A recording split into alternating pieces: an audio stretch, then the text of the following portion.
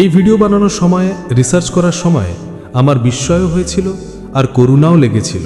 যতটা দুঃখ আপনাকে এই ভিডিও দেখতে গিয়ে হবে যে আপনাকে গরিব রাখার জন্য ব্রেন ওয়াশ করা হয়েছে, তার থেকেও বেশি আনন্দ আপনি এই ভিডিওর শেষে অনুভব করবেন।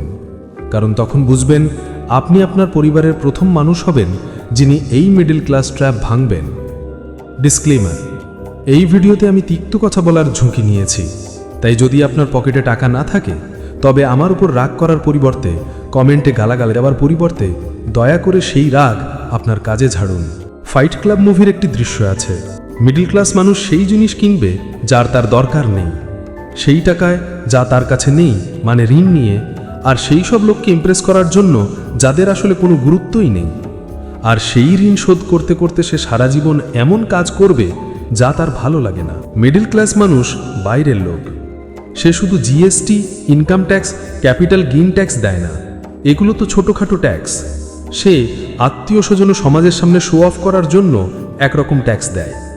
টাকা সময়ের মতোই, অপচয় করার সময় কিছু বোঝা যায় না, কিন্তু হিসাব করলে বিশ্বাসই হয় না এত খরচ হয়ে গেছে। আজ আমরা কথা বলবো মিডল ক্লাস ট্র্যাপ থেকে বের হবার 4টি কারণ নিয়ে।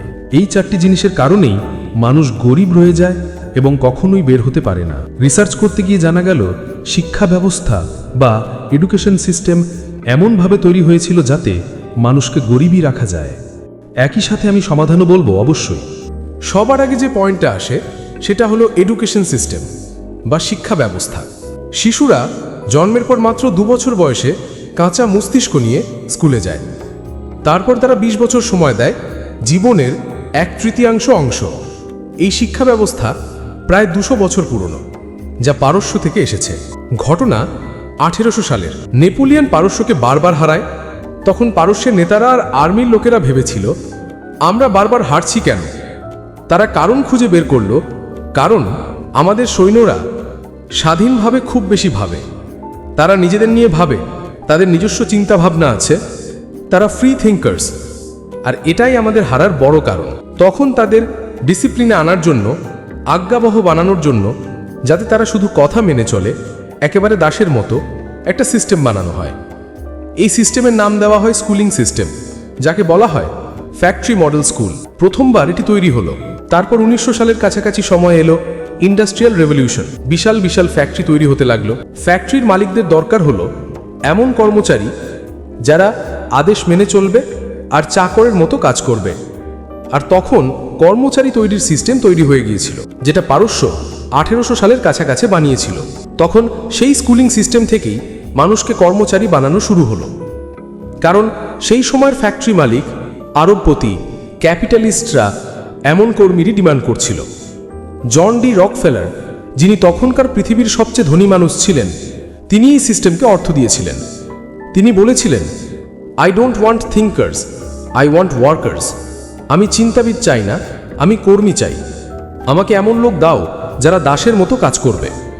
কারণ বড় বড় ক্যাপিটালিস্টরা স্বাধীন চেতা মানুষ চাইতো না, না হলে মানুষ সিস্টেমের বিরুদ্ধে যাবে, নিজে কিছু ভাববে। আজও পর্যন্ত পৃথিবীর সব জায়গায়, ভারতের মধ্যেও এই একই ফ্যাক্টরি মডেল স্কুল চলছে, যেখানে শিশুকে কাঁচা মালপত্রের মতো স্কুলে পাঠানো হয়, তারপর তাদের ঠুকে ঠাকিয়ে ডিসিপ্লিনে আনা হয়, আর শেষে তাদের কর্মী বানিয়ে কোম্পানিতে পাঠানো হয়। এই কারণেই আপনি দেখবেন সিস্টেমে ফাইন্যান্স লিটারেসি পড়ানো হয় না, ট্যাক্সেশন, ব্যবসা বাণিজ্যের জ্ঞান শেখানো হয় না।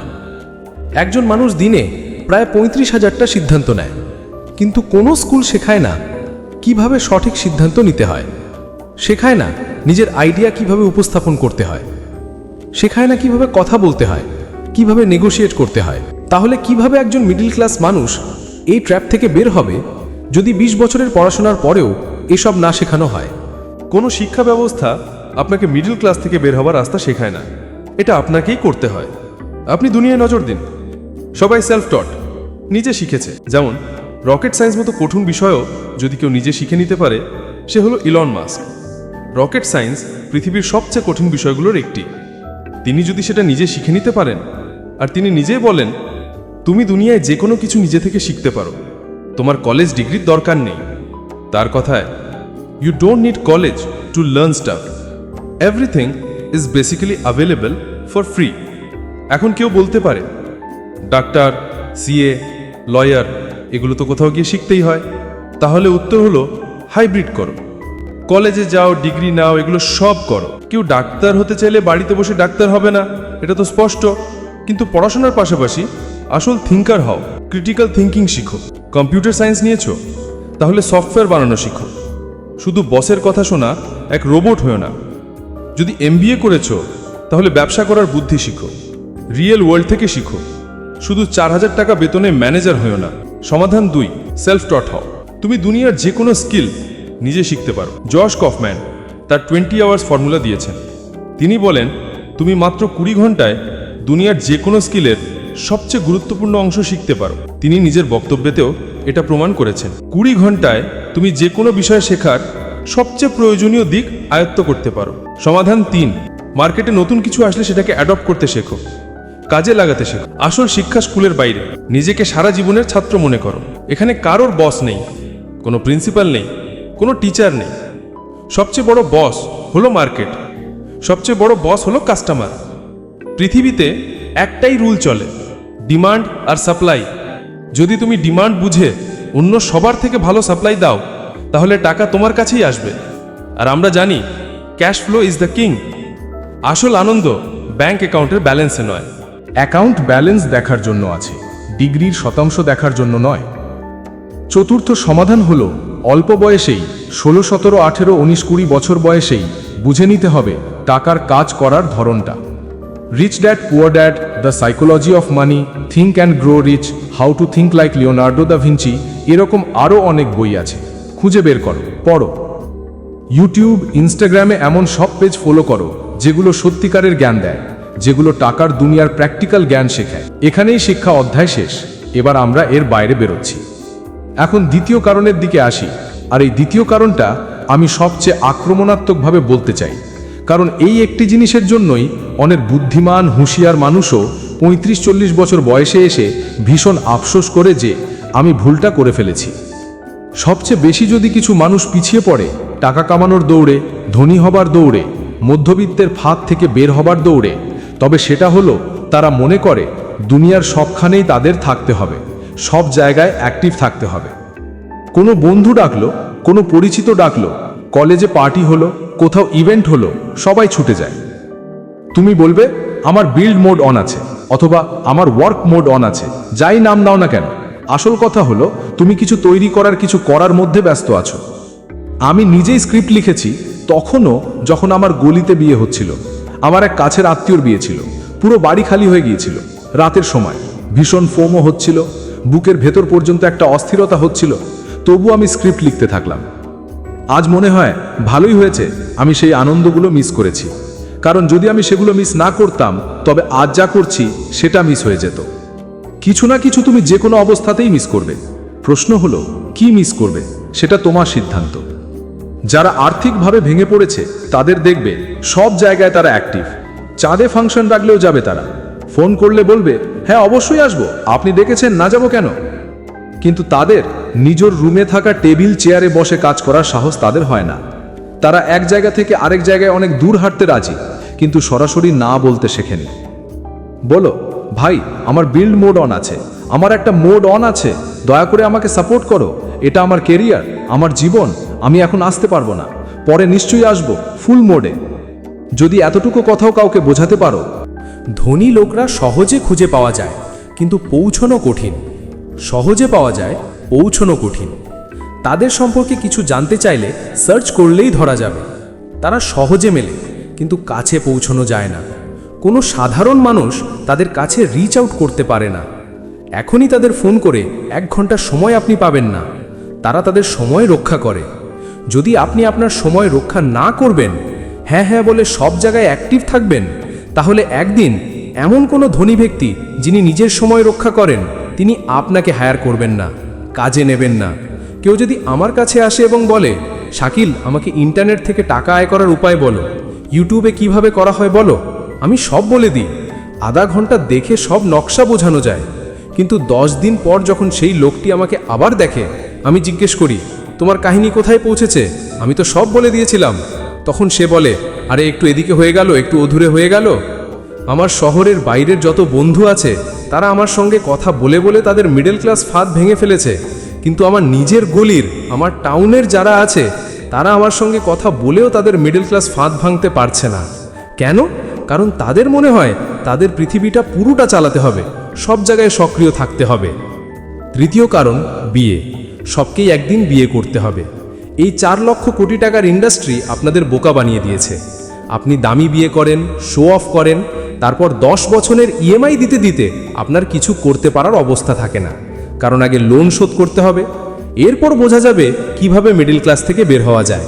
মানুষ 30-40 লক্ষ টাকার বিয়ে করে, 30 দিন পর ঝগড়া শুরু হয়ে যায়, দুই পরিবারই মুখ করে বসে থাকে। নববধূ পক্ষ বসে আছে, বর পক্ষ বসে আছে, মনে হচ্ছে বিয়ে ভেঙে যাবে নাকি টাকা খরচ হওয়ার কষ্ট বেশি। আপনি কি জানেন কি ভারতের সবচেয়ে সস্তায় বিয়ে টারা করেছেন? মুকেশ আম্বানিরা তাদের ছেলের বিবাহে তাদের দৃষ্টিকোণ থেকে ভাবুন, শুধু রিলায়েন্স কোম্পানির 5 দিনের আয়টাই বলতে গেলে সেখানে খরচ করা হয়েছে। এখানে সাধারণ ভারতীয় পরিবার পুরো বছরে যত আয় করে তার থেকেও বেশি তারা বিয়েতে খরচ করে। 1977 সালের কথা, দেশে তখন দারিদ্র্য ছিল। সরকার বিয়েতে অতিথি ডাকার লিমিট ঠিক করেছিল, 25টার বেশি ডাকা যাবে না। শো অফ নিষিদ্ধ ছিল, এমনকি খাবার কম হলে আইসক্রিম খেয়ে ফিরে যাও, বাড়িতে গিয়ে খাও, এই ধরনের নির্দেশ ছিল। কেউ যদি 200 অতিথি ডেকে দেয় তবে জরিমানা ভোগ করতে হতো, আইনত অপরাধ ছিল। পত্রিকায় লেখা থাকতো, তোলে বেশি মানুষ ডেকে আনবেন না। কিন্তু 91তে দেশ লিবারালাইজড হলো, বিদেশি কোম্পানি আসতে লাগলো, সফলতা, টাকা, ফ্যাক্টরি, কোম্পানি, এই সব ধারণা ছড়িয়ে পড়ল। দেখতে দেখতে শো অফের দুনিয়া শুরু হয়ে গেল, আর সবচেয়ে বড় প্রভাব পড়ল সিনেমার। বলিউড তো শুরু থেকেই মিডল ক্লাস মানুষদের বানাচ্ছে, আজও বানাচ্ছে। কেউ গুটকা বেচছে, কেউ সাট্টা বেচছে, এবং গানের মাধ্যমে আর বলিউডি বিয়ের মাধ্যমে আমাদের ওপর গভীর প্রভাব পড়েছে। দিলওয়ালে দুলহানিয়া লে যাবে টাইপ মুভি আমাদের চিন্তাভাবনা বদলে দিয়েছে, ফলে বিয়ে ধীরে ধীরে আরও দামি হতে লাগলো। আজ 2022 সালে ভারতে গড় একটি বিয়েতে খরচ হয় প্রায় 25 লক্ষ টাকা। শুনুন, 25 লক্ষ টাকা। আর মাত্র 2 বছরের মধ্যে 2024-এ এই গড় বিয়ের খরচ দাঁড়িয়ে গেছে 36 লক্ষে। এখন যাদের টাকা আছে তারা করুক, কিন্তু বাকিরা চাপের মুখে লোন নিচ্ছে। 20,000 টাকা কামানো লোক, সে কি পারবে 15,000 টাকার ইএমআই শোধ করতে? ফলে 20 লক্ষ টাকার লোন শোধ করতে তার 10 বছর কেটে যাবে। বিয়ের পরে সেরা মুহূর্তগুলো সে লোন শোধ করতে দিয়ে দিচ্ছে। স্ত্রীর সাথে যে সুন্দর সময় কাটানোর কথা ছিল সেটা কাটছে টেনশনে। স্কুল সিস্টেমে যতটা ক্ষতি হয়নি তার থেকেও বেশি ক্ষতি হচ্ছে বিয়ের পরে 10 বছরে। এখন সবাই চায় ইনস্টাগ্রামেবল বিয়ে। এখন এই ইনস্টাগ্রামেবল বিয়ে কি? 10,000 টাকা থেকে 5 লক্ষ টাকা পর্যন্ত লাগে শুধু ফটোশ্যুটে। প্রপার ফটোগ্রাফি হয়, সেটা ইন্টারনেটে দেখানো হয়। এখন এই শো অফের ট্যাক্স শুধু গলির মধ্যে দেওয়া হবে না, সারা দুনিয়াকে দেখানোর জন্য দিতে হবে। ভারতে প্রতি বছর কত বিয়ে হয় জানেন? আমি যখন রিসার্চ করলাম আমারই অবিশ্বাস হলো। কিন্তু হ্যাঁ, প্রতি বছর 1 কোটি বিয়ে হয়। শুনছেন তো, 1 কোটি। কিন্তু 36 লক্ষ টাকার বিয়ে করার ক্ষমতা কজনের আছে? ভারতে মাত্র 1% মানুষ আছে যারা বছরে 25 বা তার বেশি আয় করে। আমি তো বলবো যারা বছরে একেবারে 25 বা 30 লক্ষ আয় করে তারাও 36 লক্ষ টাকার বিয়ে সামলাতে পারবে না। অনুষ্কা শর্মার নেটওয়ার্ক 255 কোটি টাকা, তার স্বামী বিরাট কোহলির নেটওয়ার্ক 1000 কোটি টাকা। বিরাট কোহলি শুধু একটি ইনস্টাগ্রাম পোস্টের জন্য 12 কোটি টাকা চার্জ করে। তারপরেও অনুষ্কা তার বিয়েতে মাত্র 7 লক্ষ টাকার লেহেঙ্গা পরেছিলেন। এখন সেই লেহেঙ্গার এত ডিমান্ড হয়ে গেল যে প্রতিটি কনে তার ফার্স্ট কপি পড়তে চায়, যেটার দাম কমপক্ষে 80,000 টাকা। যদি অনুষ্কা 7 লক্ষ খরচ করেন আর কোনো মিডল ক্লাস কনে তার ফার্স্ট কপি 80,000 টাকায় কেনেন, তবুও আয় ব্যয়ের অনুপাতে অনুষ্কা অনেক সস্তায় কিনেছেন। আসলে সেই লেহেঙ্গায় বিশেষ কিছু নেই, এটা দামি শুধু এই কারণে যে অনুষ্কা নিজের বিয়েতে সেটা পরেছিলেন। ওয়েডিং ইন্ডাস্ট্রি খুব ভালো করেই জানে মানুষকে কিভাবে বোকা বানাতে হয়, কোথায় তারা টাকা ওড়াবে। এইভাবে এই 4 লক্ষ কোটি টাকার ইন্ডাস্ট্রি দাঁড়িয়ে আছে। এমনকি অনেক পরিষেবা আছে যার সাধারণ দাম আলাদা, কিন্তু যদি সেটা বিয়ের জন্য নেন তবে তার দাম দ্বিগুণ হয়ে যায়। এখন এর সমাধান কি? সমাধান তিতা হলো সত্যি, সবাই মানবে না। আমি মনে করি বিয়েতে খরচ সর্বোচ্চ 4 থেকে 6 লাখ টাকার মধ্যে সীমাবদ্ধ রাখা উচিত। সবচেয়ে কাছের মানুষদের ডাকুন, আপনার রীতিনীতি ফলো করুন, তারপর বরকনের বাবা মা বাকিটা টাকা তাদের বাচ্চাদের ভবিষ্যতের জন্য কাজে লাগান। বাচ্চার অ্যাকাউন্টে টাকা জমা করে দিন এবং তাকে বলুন, দেখো, তুমি যদি 1 বছর ভালোভাবে কাটাও, তোমার প্রথম জন্মদিনে আমরা তোমাকে এত টাকা দেব। দ্বিতীয় জন্মদিনে আমরা তোমাকে আরও 2 লাখ টাকা দেব বোনাস হিসাবে। এভাবে একটা রিওয়ার্ড সিস্টেম তৈরি হবে। তুমি তাকে বোঝাতে পারবে যে যদি সে ভালোভাবে থাকে তাহলে পুরস্কার হিসাবে তাকে একটা গাড়ি দেওয়া হবে। একটা গাড়ি কিনে দাও। সবশেষে চতুর্থ কারণ হলো শখ। আগে মানুষ বলতো যত বড় চাদর আছে ততটাই পা মেলানো উচিত। তারপর কিছু স্মার্ট মানুষ এলো আর বলল চাদরটা বড় করো, মানে হলো নিজের সামর্থ্য বাড়াও।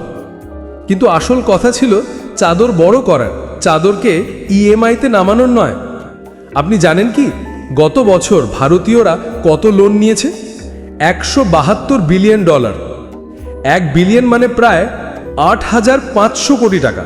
তাহলে 172 বিলিয়ন মানে প্রায় 15 লাখ কোটি টাকা। মাত্র 11 মাসে আমরা ব্যাংক থেকে এই টাকা ধার করেছি। আর এই টাকা দিয়ে কি কেনা হয়েছে সেটা আমরা সবাই জানি। 2017 সালে ভারতে 30 লাখ আইফোন বিক্রি হয়েছিল। মাত্র কিছু বছরের মধ্যে 2022 সালে এই সংখ্যা বেড়ে দাঁড়ালো 1,20 লাখ আইফোন। জানেন এর মধ্যে কতগুলো আইফোন লোনে কেনা হয়েছিল? 84 লাখ। মানে 70% লোক ইএমআইতে কিনেছে। অর্থাৎ যারা আসলে এগুলো কেনার সামর্থ্য রাখে না তারাই ধার করে কিনছে। এছাড়াও 27% লোক ভ্রমণের জন্য লোন নিচ্ছে। কিন্তু যদি আপনি ভ্রমণ খরচ সামলাতে না পারেন তাহলে আগে ঘরে বসে টাকা উপার্জন করুন না। আপনার কি মনে হয় না যে আজকাল লোন ইন্ডাস্ট্রির যেমন ইনস্ট্যান্ট লোন আর পার্সোনাল লোন এদের ফোন কল খুব বেশি আসছে? বাজাজ ফাইন্যান্স যারা ঋণ দেয় তাদের ব্যবসা আকাশছোঁয়া বৃদ্ধি পাচ্ছে। আজকাল সেটা এক ধরনের জ্যাকপট হয়ে গেছে। যে কোনো গ্রাফ দেখুন, সব ঋণদাতা সংস্থা আজকাল তীব্রভাবে বেড়ে উঠছে। এমনকি আপনার শহরেও এখন অনানুষ্ঠানিকভাবে ঋণ দেওয়ার লোক প্রচুর পাওয়া যাবে। 10 বছর আগের কথা ভাবুন, তখন আমার কাছে 1 লাখ টাকা ছিল বিশাল অঙ্ক। কলেজের 400 টাকার ফিও অনেক বেশি মনে হতো। কিন্তু আজ আমরা 80,000 থেকে 1 লাখ টাকা দামের ফোন কিনি আর 2 বছরের মধ্যে সেটা ফেলে দিই যেন সেটা আবর্জনা। চলুন 2019 সালের কথাই ধরি। যখন আমি প্রথম গাড়ি কিনেছিলাম সেটা ক্যাশ দিয়ে কিনেছিলাম। তখনও গাড়ি কেনা একটা বড় বিষয় ছিল। কিন্তু মাত্র কয়েক বছরের মধ্যে গাড়ি কেনা খুবই সাধারণ হয়ে গেছে। এমনও নয় যে মানুষ শুধু প্রয়োজন মেটাতে গাড়ি কিনছে। মানুষ আজকাল এসইউভি গাড়ি কিনছে যার দাম 20 থেকে 30 লাখ টাকা। আজকের দিনে ভারতের 43% গাড়ির বাজার এসইউভি দখল করে আছে। প্রতি বছর প্রায় 2,50 লাখ গাড়ি ভারতে বিক্রি হয়। এর মধ্যে 80% গাড়ি ফাইন্যান্স করা হয়। এই ফাইন্যান্স কেমন? গড়ে 90% টাকা ফাইন্যান্স হয়। মানে কোনো গাড়ির দাম যদি 10 লাখ হয়, মানে দাঁড়াচ্ছে যদি গাড়ির দাম 10 লাখ হয় তার মধ্যে 9 লাখ টাকা ফাইন্যান্স হচ্ছে। দেখুন, গাড়ি কেনা এক ধরনের আনন্দ, একরকম খুশির বিষয়, এটা আমরা মানি। কিন্তু সমস্যা তখনই শুরু হয় যখন রিপোর্ট বের হয় 2019 সালে যত গাড়ি বিক্রি হয়েছিল তার মধ্যে মাত্র 3.5% গাড়িতে সানরুফ ছিল। ঠিক আছে, কিন্তু 2023 সালে এসে এই সংখ্যা বেড়ে দাঁড়িয়েছে মোট গাড়ির মধ্যে 26% গাড়িতেই সানরুফ থাকে। এখন সমস্যা কোথায়? সমস্যা হলো যে 100 গাড়ির মধ্যে 26টা গাড়ি সানরুফওয়ালা কেনা হচ্ছে, সেখানে আসল ইস্যু হলো ফর্ড কোম্পানির রিপোর্টে বলা হয়েছে যে ঠান্ডা দেশগুলো যেখানে সূর্যালোক কম পাওয়া যায় সেই দেশের মানুষ সানরুফওয়ালা গাড়ি কিনছে। যেমন নরওয়েতে 15% মানুষ, ফ্রান্সে 11%, জার্মানিতে 10% মানুষ সানরুফওয়ালা গাড়ি নেয়। কিন্তু গরম দেশগুলোতে যেখানে রোদ বেশি পড়ে মানুষ সানরুফওয়ালা গাড়ি কম কিনতে চায়। যেমন স্পেনে মাত্র 5%, ইটালিতে 3%, গ্রিসে 2%। আমাদের দেশে এদের থেকে অনেক বেশি গরম পড়ে, তবুও শুধুমাত্র ভারতে 26% গাড়ি সানরুফওয়ালা কেনা হচ্ছে। এটা প্রমাণ করে যে মানুষ এমন কিছুর জন্য ইএমআই দিচ্ছে যার আসলে তার কোনো প্র্যাকটিক্যাল ব্যবহারই নেই। অবশ্য সমস্যা নেই যদি আপনার কাছে অনেক টাকা থাকে। আপনি যদি সহজেই ইএমআই দিতে পারেন তাহলে কিনুন না ফরচুনার, ভারতের সবচেয়ে জনপ্রিয় গাড়ি। প্রতি বছর প্রায় 1000 জন মানুষ ফরচুনার কেনে। আপনার যদি টাকা থাকে নিন। এর দাম 22 লাখ থেকে শুরু হয় আর 40 লাখ পর্যন্ত যায়। এর মধ্যে 18 লাখ টাকা আপনি সরকারকে ট্যাক্স দেন। 40 লাখ টাকায় টয়োটা কোম্পানি যারা ফরচুনার বানায় তারা মাত্র 40,000 টাকা লাভ করে। তাহলে ভাবুন, 18 লাখ ট্যাক্স দিয়ে 40 লাখ দিয়ে আপনি আসলে 22 লাখ দামের গাড়ি কিনছেন, তাও আবার লোনে। এখনো পর্যন্ত আমি সুদের কথা বলিনি। আমি এখানে আঙ্কেল হয়ে বলছি না যে টাকা খরচ করবেন না, চাদর বড় করুন, অর্থাৎ সামর্থ্য বাড়ান, কিন্তু চাদরকে ইএমআইতে আনবেন না আর পরে কাঁদবেন না।